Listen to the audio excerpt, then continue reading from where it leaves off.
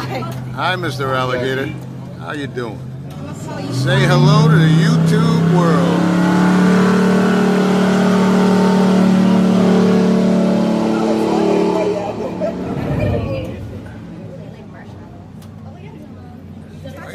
He said, I want another one.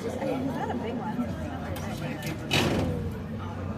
Oh, now they're looking, they're all coming.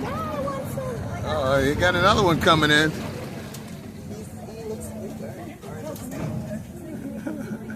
Not the same. He said, wait a minute, I can't let you have all the fun. What's going on here?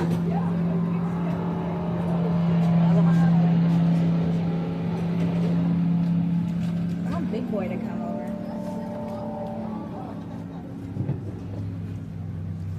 They love marshmallows? Yeah. They love marshmallows, yeah.